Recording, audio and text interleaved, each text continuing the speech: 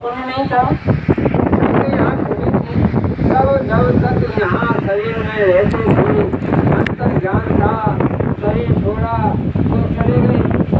कोई ऐसे मृत्यु लोक की सृष्टि में भूखता ही नहीं था।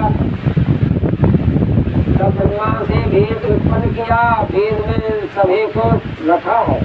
कर्म कांड, ज्ञान कांड और उपासना कांड, इन सब का विधान रखा। जीव स्वतंत्र था, जैसा चाहता कर्म करता, लेकिन विधान के अनुसार सब बंधनों में फंसते गए। यह जो कला कर आई,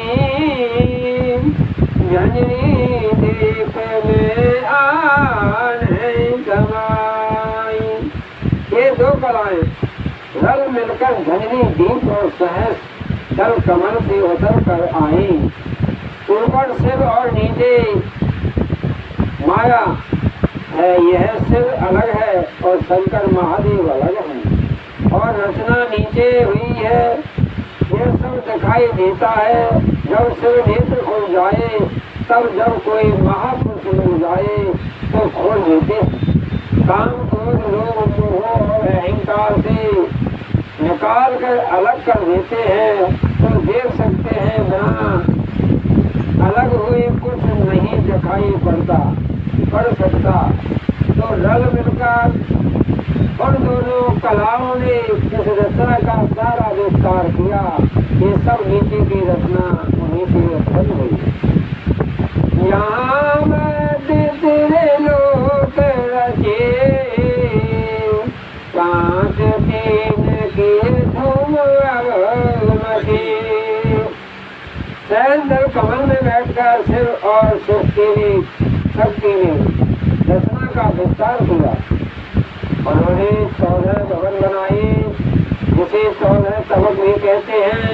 हर अन्य लोग की रचना के ये शिव बहुत ऊपर है, ब्रह्मा विष्णु और महादेव अलग हैं। तो ये सारी जीव आत्माओं का जो भंडार है, ये छोटा सा भंडार है। इन्हें बड़ा भंडार कहाँ से और कैसे मिलता? सारी रचना का मसाला और औजार सब बेकार हो जाता। अगर चेतन उसमें न मिलता, बिना चेतन के रचना ही संभव नहीं हो सकती थी। तो यहाँ से तीनों लोगों की रचना हुई। तीन लोग में मेरा न्यारा, 4 5 6 में बेतारा। अब ये महापुरुष कहते हैं कि मैं इस 3 लोग की रचना में नहीं हूँ, मैं इस रचना से अलग हूँ। मेरा स्थान इससे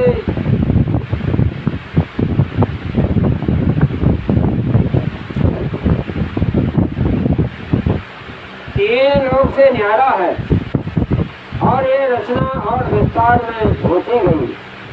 3 लोग के भूल कजारा, रूप में अपारा। अब ये महान आत्मा महापुरुष जो इस संसार में मनुष्य शरीर की भूल पर आई और जीव आत्मा को जगाने का काम कर रहे हैं। ये कहते हैं कि वे निरंजन भगवान तो केवल एक भूत है, यही मुसलमान के खुदा हैं, हमारे ईसाई ईश्वर और ईसाइयों के गाढ़ हैं। तो ये सब केवल एक भूत का खेल है, ये चंद का खेल नहीं है। मैं न कतार सर नहीं मिलता, ब्रह्मा में महेश मुझे ब्रह्मा न समझना, मुझे विष्णु या महेश न समझना, मैं सबसे बिल्कुल अलग हूँ। मुझे लोग पूछते हैं ये बाबा कहाँ से आए, मैं क्या इन्हें बताऊँ? नहीं बिल्कुल नहीं जाएंगे, नहीं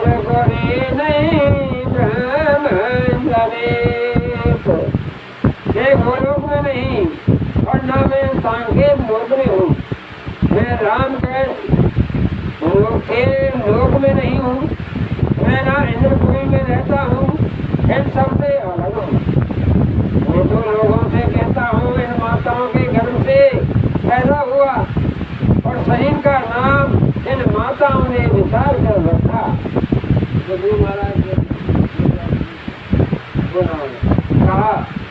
कहाँ से आए? मथुरा से आए। मैं तो कहता हूँ कि मैं एक किसान हूँ और 32 बीघा खेत है, एक फसल में 1000 मन गल्ला लेता हूँ, साग सब्जी को छोड़कर। तो बड़ा अच्छा हुआ, महापुरुष आए, उन्होंने रास्ता बताया। जैसे कबीर, मीरा, गोस्वामी जी आज थे, वे ईश्वर से मिले थे, उन्होंने रास्ता बताया, अनुभव कराया। अब उन्हीं की दया से मैं ये रास्ता जानता हूँ और उनकी आज्ञा से आपको भी बता रहा हूँ। ये महापुरुष तो ईश्वर से मिले होते हैं, इसलिए हमें भी ईश्वर से मिला देते हैं। आप किससे मिलते हो? शराबी से, कबाबी से, मारने काटने वालों से, मांस मछली अंडा खाने वालों से, झूठ और धोखाधड़ी करने वालों से।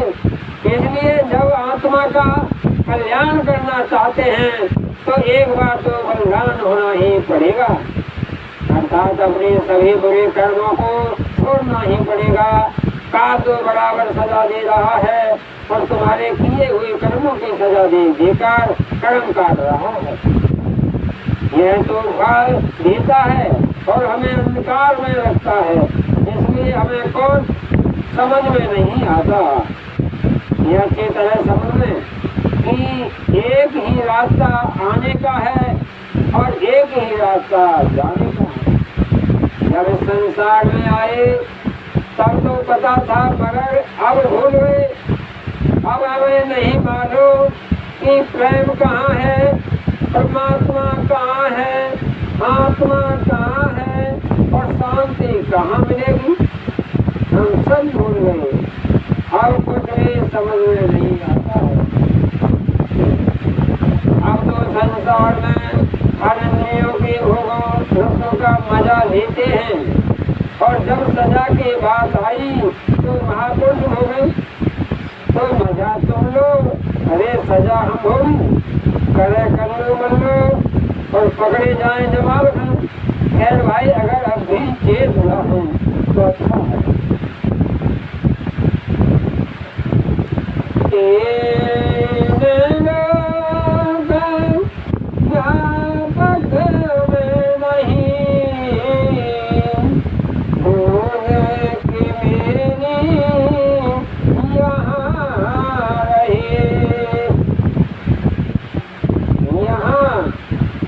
परमात्मा नहीं आता, उसके देश से संत हमेशा आएंगे।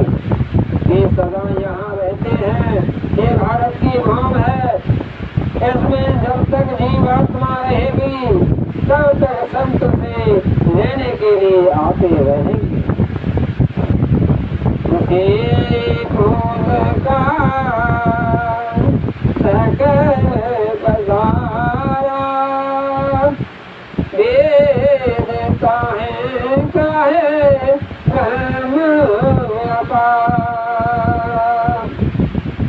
ये नन्नारियों, यह एक बूंद का पसारा है, यह अथाह समुद्र अलग है। वेदांते से बूंद को अक्षय अपार कहते हैं। उन्हें नहीं मालूम, वे नहीं जानते कि एक बूंद की यह रची हुई सारी रचना है। सतयुग योगी सब ज्ञानी, सतयुग में सभी ज्ञानवान थे। वे जब तक शरीर था तब तक बंधन में रहते थे, फिर इस संसार से परे चले जाते थे। गीता में यज्ञ की प्रारंभता थी, लोग अपनी इंद्रियों का दमन करते थे। द्वापर में चरणों की पूजा होती थी, लेकिन कलयुग में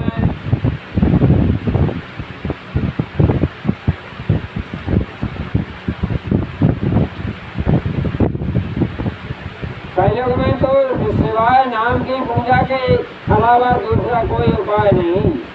नाम की पूजा के दूसरा कोई उपाय नहीं, नाम की पूजा ही सबसे सुलभ है और इसे शुभम योग भी कहते हैं, क्योंकि और युगों में इतना आसान नहीं था कल्याण का होना।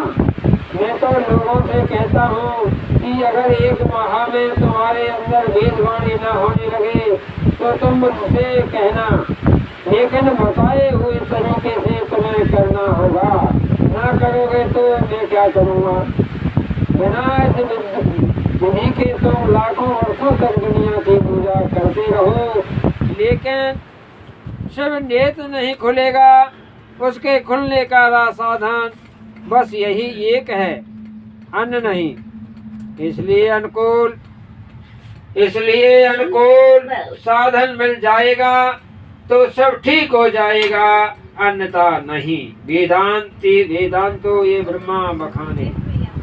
तो मैं यहाँ आपको सत्संग सुना रहा था, लोग समझते नहीं हैं। रामायण में साफ लिखा है कि सिद्धांत यहाँ तो पुकारे, हर गुरु निंदक दादुर होई।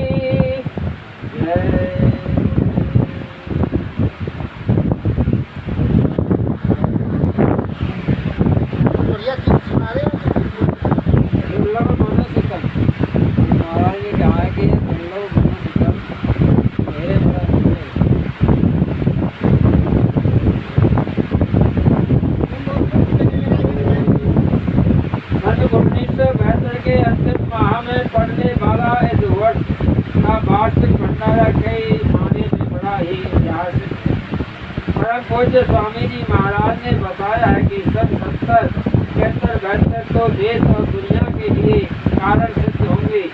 आगे सब 73 से 80 तक कार्य होगा। ऐसी दशा में यह सब 72 का पर्व सिद्ध काल था और स्वामी जी महाराज का यह सत्संग बड़ा ही मनन करने योग्य तथा संसार और परमात्मा परमार्थ दोनों दृष्टियों से मार्गदर्शन और क्षेत्र में प्रकाश देने वाला है। यह सत्संग भंडार की पूर्व संध्या का सबसे महत्वपूर्ण सत्संग है। स्वामी जी महाराज बताया है कि भंडारे में आने का क्या महत्व है।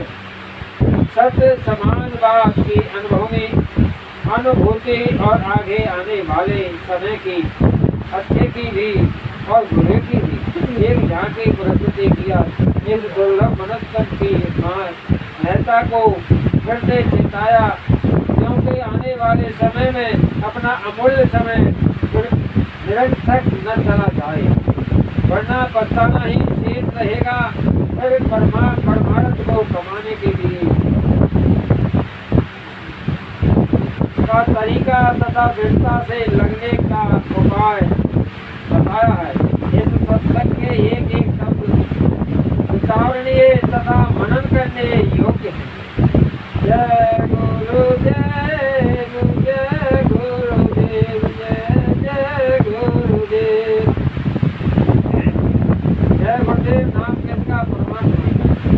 इन नारों के दिग्गज को परमात्मा के नाम से बहुत क्रोध भूत प्रेत करके स्वामी जी ने सत्संग प्रारंभ किया। आने वाले लोगों सत्संगियों बड़ी दूर से चलकर यहाँ आए, बड़ी चाह उठाकर तथा बड़ी बड़ी भावनाएं लेकर यहाँ आए हो।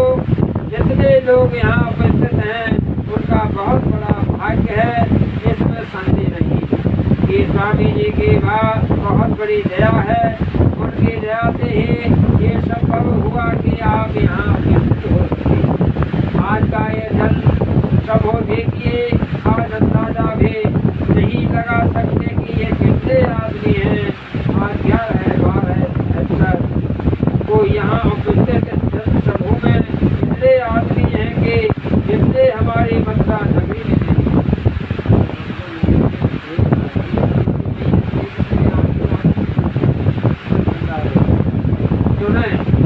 यहाँ ऐसे आदमी हैं कि जितने पूरे मथुरा नगरी में नहीं।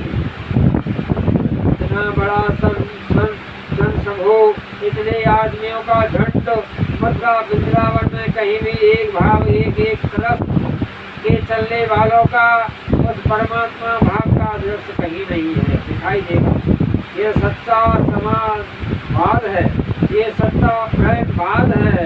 इसी मानव प्रेमवाद से हम लोगों ने अपने घरेलू काम काज छोड़ दिए, सब कुछ बिगड़ गया, छिन्न भिन्न हो गया। अब वह तभी फिर से बनेगा जब फिर हम मानव प्रेमवाद को अपना लेंगे। यही सच्चा समाजवाद देखने और सुनने को यहाँ मिल रहा है। आज जो समाजवाद का नारा लखनऊ और दिल्ली में बुलंद है, उस समाज के बारे में मैं कुछ ना कुछ कहूँगा, उसको तो आप देख सुन ही रहे हैं।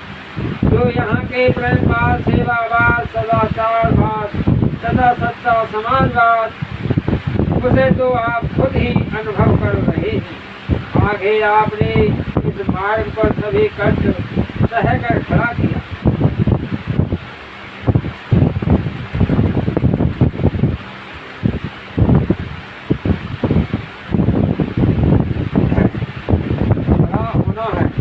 कृष्ण भगवान ने भी कहा था, कृष्ण भगवान ने गोए इसी मधुर वन में चराते समय लोगों को संदेश देते थे।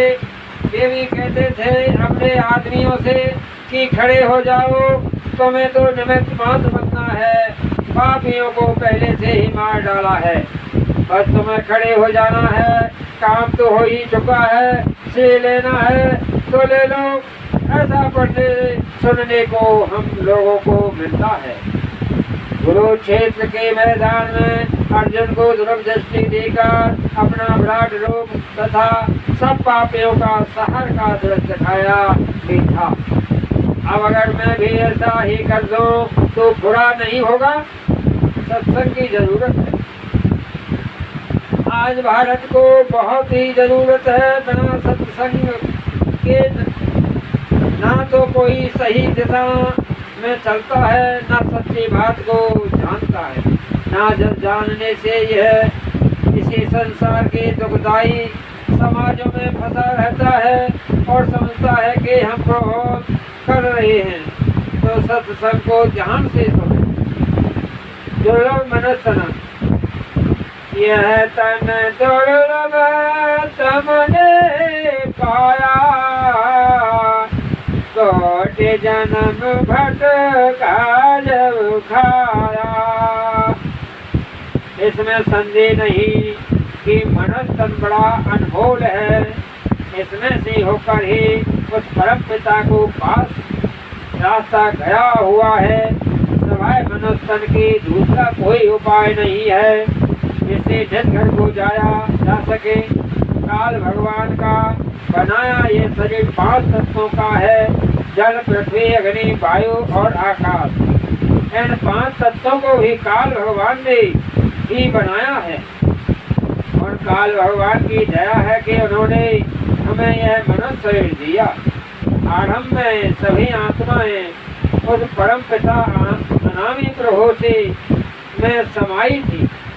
जब मौज से सृष्टि की रचना हुई तो यह आत्माएं लाखों वर्षों तक यहाँ रही और बराबर मालिक के याद में लगी रहती थी। जब शरीर छूटता तो सत्यलोक में जाकर समा जाती थी। इस प्रकार जब ये इस लोक से जाने लगी तब काल ने सोचा कि यह तो सभी आत्माएं अनामी लोक में चली जाएंगी और यहाँ सब का सारा खाली हो जाएगा। तब कर्म का विधान रचा, भेद कर्म का विधान बनाकर ब्रह्मा, विष्णु और महेश को उत्पन्न किया। ये इनके पुत्र हैं। इनको इस देश का शासन सौंपा और हुकूमत दिया कि इस कर्म को देखें, कर्म के विधान के अनुसार इन्हें यहाँ रोकें, उधर जाने न दें। तो कर्म के बंधन में फंसकर सभी यहाँ पड़े हैं। अब कर्मों के अनुसार ये अनेक योनियों में जाते हैं, करोड़ों जन्मों से यहाँ भटक रहे हैं। सही रास्ता मिलता नहीं, दुख सह रहे हैं। अब यह दुर्लभ मनुष्य शरीर मिला है, निज घर जाने का रास्ता इसी में है। अब यहाँ को फिरता मत खोवो, ये तो चैन चैन भक्ति कमाओ। हे नर नारियों, इस मनुष्य शरीर को बेकार न करना। इस मनुष्य शरीर को पाकर समझो कि इसका महत्व क्या है।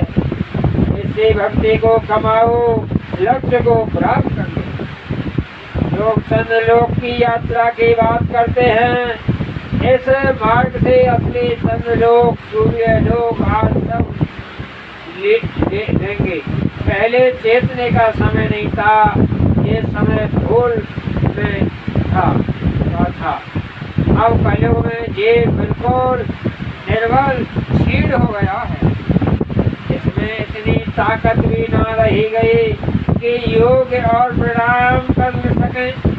आज संत कबीर जी आए, सब बराबर संत महापुरुष आ रहे और जीवों को संस्कारी वर्ग बन रहे हैं। काल तो फिर भी बुलाता रहता है, मगर संत जन सदा चेताते रहते हैं। बात करो तो गुरु की करना, मार्ग शब्द गुरु से लेना। गुरु हर मास को नहीं कहते, ना तो वो गुरु सफेद कपड़े को कहते हैं। गुरु नाम दाढ़ी वालों का भी नहीं है। गुरु अंधकार में प्रकाश कर देता है, या संसार में तो मन इंद्रियों में फंस गया है। अगर परमात्मा का ध्यान न जीवात्मा के कल्याण की फिक्र है, बस इंद्रिय भोगों में लगे हैं। अब जीवात्मा छूटे तो कैसे छूटे? सारा प्रकाश, सारी ताकत तो बाढ़ मुखी संसार में।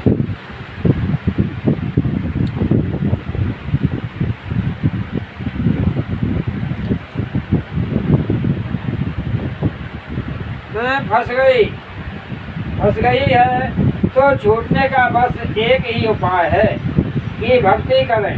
उस गुरु की शक्ति जो परम पवित्र है, सदा रोशन है। यह गुरु शब्द का मार्ग बताता है।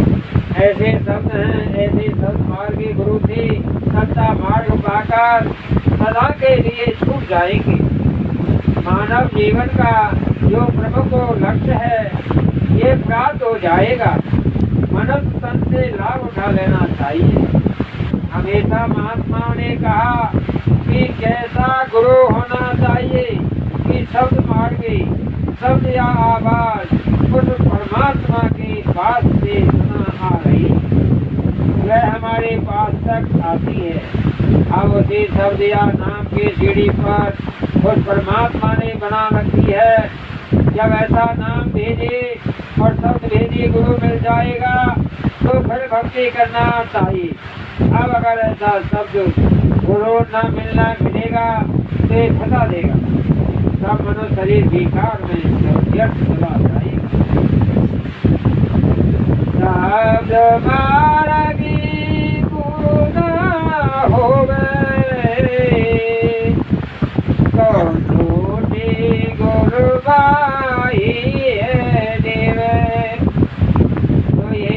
बड़ा कार्य है कि उस महापुरुष को, उस महात्मा को पा जाओगे जो शब्द मार्गी होगा, तो तुम्हारा काम बन जाएगा। इसी के लिए लोग तरह तरह के उत्साह करते हैं, यज्ञ करते हैं, तीर्थ करते हैं, व्रत करते हैं, जिनसे कि ऐसे महात्मा मिल जाएं। सब कर फल लगनायक करे राम पद पंकज नेहा। यदि ऐसा नहीं होता तो उस परमात्मा की इतने महिमा न होते। लोग उस महात्मा की महिमा को जानते भी नहीं थे। बिना ऐसे महात्मा सब अंधेरा ही अंधेरा रहता है, उसमें फिर क्या मिलेगा। अगर शब्द नाम को पाने वाला महात्मा मिल गया तो वह उजाला कर देगा। ऐसे महात्मा को संपूर्ण जाओ। जो नाम की सीढ़ी पर चढ़ा ही नहीं तो ना वह अपनी ही रक्षा कर सकेगा ना तुम्हारी रक्षा कर सकेगा। गुरु सोई जो शब्द स्नेही शब्द बिना दो सर नहीं से। गुरु वही है जिसका प्यार उस शब्द से हो गया है। तब ऐसा गुरु हमेशा ये चाहता है कि जितने जीव फंस गए हैं वे सब छूट जाएं।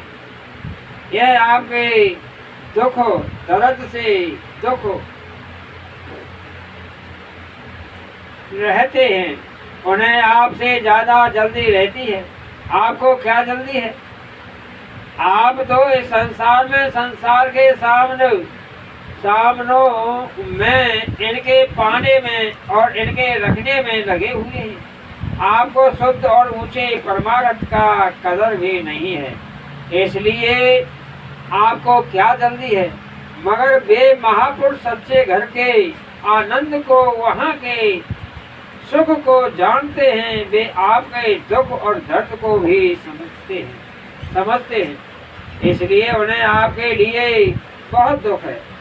वे हर समय तड़पते रहते हैं कि कैसे जल्दी से जल्दी तुम्हारी रक्षा हो जाए। तो अब समझे कि क्यों महात्मा दर दर भटकते हैं। तुम इतने गलीज में बड़े बैठे हैं हो, तो तुम्हें उठाने के लिए भी इस गलीज में उतर कर आते हैं। भी जानते हैं कि इस जगह आकर जब प्रेम कराएंगे, नाम की डोरी पकड़ाएंगे, तब नाम के साथ ये जुड़ सकती है। जब नाम सुनाई देता है तब मन प्रफुल्लित हो जाता है। तब समझते हो कि अब हमें इसी में रहने दे, कोई इससे अलग हमें न ले जाए। तो इन सब का रहस्य तुम्हारे मनुष्य शरीर में दबा पड़ा है। महात्मा तुम्हारे धन को देने के लिए दौड़ते हैं, पर लोग ना समझते तथा ना नकारे में नाना प्रकार की बातें करते हैं। बिना अनुभव के कोई कुछ समझ नहीं सकता। यह पंच भौतिक शरीर तो गुरु आपके अंदर रोशनी प्रवेश करने के लिए धारण करता है। बिना पंच भौतिक शरीर धारण किए यह तुम्हारे साथ कुछ नहीं कर सकता। जब हमारे तुम्हारे यह भी शरीर में आता है, तब तुम्हें चाहिए कि तुम उस रोशनी से, उस प्रकाश से अलग कर अपना काम बना लो। जो जीते जी मिलेगा तो मरने के बाद भी मिल जाएगा। जीते जी मिलेगा तो मरने के बाद मिल जाएगा। शब्द कहाँ मैं गगन शिखर का, शब्द कहाँ मैं शहर का। शब्द की जो महिमा बताया है वह शब्द वहाँ का नहीं है। शब्द गगन में हो रहा है। यहाँ घंटा बराबर 24 घंटे सुनाई देता है। वह कभी बंद नहीं होता और न घटता बढ़ता है। बाहर में ये शब्द नहीं है, ये भीतर की बात है, तुम्हारे अंदर है और इसका बयान बाहर से नहीं हो सकता है। गुरु की मेहनत तब समझ में आती है।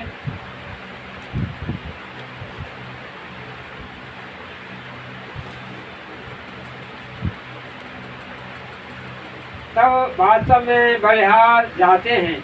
गुरु पर बिना उस शब्द और रोशनी के यहाँ से कैसे समझ में आए कि गुरु कितना बड़ा उपकार करता है, यह कितना बड़ा काम करता है, कितना बड़ा काम करता है। इस मेहनत का शुक्राना तब अदा नहीं किया जा सकता।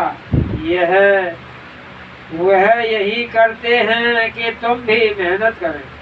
कर लो, हम भी कुछ मेहनत कर लें तो यह मालिक भी कुछ दया करके काम बना देगा। कुछ कर्मों को तुम मेहनत करके काटो और कुछ हम तुम्हारा कर्म काटें, तब ये मालिक भी दया कर कुछ काट देगा, सब बंधन कट जाएगा और मुक्त हो जाओगे, आवागमन से रहित हो जाओगे। तो जब गुरु मिल जाते हैं तब अपनी शक्ति को उलट कर सही रूप में लगा दिया तो सही रास्ता समझ में आएगा। मगर अभी तो ढुलमुल हो, खैर में तो तब भी तुम्हें ठीक समझता हूँ, आ गए हो तो भी पैदे के लोटे को भी पैदे में गड्ढा बनाकर ठीक से लगा लेंगे। हम उन पर भी विश्वास करते हैं, तुम्हारा भी काम हो जाएगा। और गुरु महाराज की दया और अपनी मेहनत पर मुझे पूरा विश्वास है, और तुम आ गई हो तो तुम्हारा भी काम बन जाएगा। मेहनत बेकार नहीं जाएगी, मुझे स्वामी जी पर पूरा विश्वास है। माता पिता हमेशा चाहते हैं कि बच्चों को सुख मिले, ये बच्चों को सुख देना चाहते हैं तो ऐसे महात्मा तुम्हें सुख देंगे, काम बन कर रहेगा। अंतर में चलने पर भीतर के लोगों के अनेक लोग हैं जिनका वर्णन रामायण में आया है। मधुर मधुर गरजै घन घोरा, इसे ब्रह्मा पर कहते हैं। यहाँ बादल की गरज हर समय होती रहती है, घंटा और शंख की धन ईश्वर पद से आती है, वहाँ हर क्षण यह धुन होती रहती है। उसके ऊपर शिव और शक्ति का लोक है, ईश्वर के साथ आधा महाशक्ति है और ऊपर चलने पर ब्रह्मा और माया का स्थान है। इसी प्रकार ऊपर चलने पर तीसरा स्थान है और फिर चौथा है। एक के ऊपर एक लोक बने हैं और उनके प्रकाश शक्ति और अधिकार क्षेत्र है। जैसे यहाँ एक जिले का मालिक कलेक्टर है और उसके ऊपर कमिश्नर है और फिर कमिश्नर के लोग हैं। पूरे देश पर राष्ट्रीय पद का शासन है। अंतर में भी ईश्वर है, उसके ऊपर ब्रह्मा, फिर पार ब्रह्मा पद है, तब महाकाल, फिर सत्य पुरुष है, उसके भी ऊपर अलख, अगम और अनामी लोक है। अनामी पुरुष वहाँ के मालिक है, वह पूर्ण स्वतंत्र है, वहाँ न कोई कमी है और न कोई बंधन होता है। इनका भेद, इनकी रहस्य को कलयुग में सबसे पहले आज संत कबीर जी ने खोला था। कबीर जी आए तो उन्होंने वातावरण बनाया। कोई संत मत को न जानता था न समझता था, उन्होंने लोगों में संस्कार डाला। उनके समय के जीव संस्कार के कारण बराबर मनुष्य योनि को पा रहे हैं, मगर कर्मानुसार यह मौजूद हैं। आज भी कबीर के नाम के जीव आत्माएं यहाँ, उनका काम अब पूरा होगा। संतों की जीव आत्माएं यदि भाव ठीक रखती हैं तो मनुष्य शरीर मिलता रहता है। अब समय आ रहा है कि सब अपने घर पहुंच जाएंगे। इसी प्रकार अन्य महात्माओं के जीव भी यहाँ हैं, उन्होंने भी संस्कार डाला। असल में इधर से उलटकर सूरत के घाट पर बैठोगे, नहीं तो दया कैसे मिलेगी। गुरु महाराज तो उधर हाथ लटकाए बैठे हैं कि आए और हम खींच लें। अब अगर घाट पर बैठे नहीं तो काम कैसे पूरा हो। रास्ता तय करने के लिए चलना जरूर पड़ेगा, इसलिए नियम पूर्वक साधन भजन में समय दो। घाट पर जरूर प्रतिदिन बैठ हाजिरी दो, काम उसी से शीघ्र बनेगा। उधर बहुत सी सुरतें पहुंच गई हैं, यहाँ से तुम्हें क्या पता चलेगा। यहाँ से बहुत सी आत्माएं उधर पहुंच गई हैं। जब आत्माएं उधर जाने लगती हैं तो रास्ते में उनका बड़ा स्वागत होता है।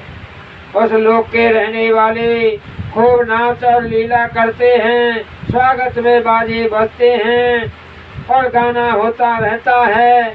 जब यह सब खेल उधर देख लो तो इधर का सिनेमा बेकार हो जाएगा।